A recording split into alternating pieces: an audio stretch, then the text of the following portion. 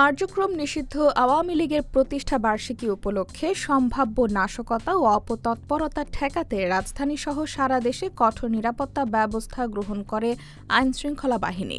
মঙ্গলবার দিনভর সেনাবাহিনী, বিজিবি, র্যাব, পুলিশ ও আনসার সদস্যদের ব্যাপক উপস্থিতি ছিল গুরুত্বপূর্ণ সড়ক, মোড় ও কৌশলগত স্থানে।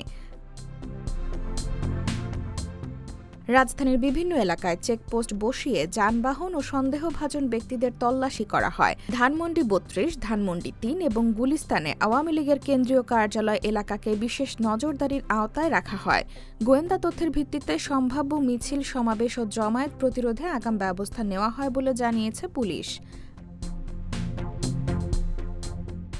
ঢাকা মহানগর পুলিশ কমিশনার মোসলেহ উদ্দিন আহমেদ দাবি করেন, প্রতিষ্ঠাবার্ষিকীর আড়ালে আইনশৃঙ্খলা পরিস্থিতি অস্থিতিশীল করার যে পরিকল্পনা ছিল তা কঠোর নিরাপত্তা ব্যবস্থার কারণে ব্যর্থ হয়েছে।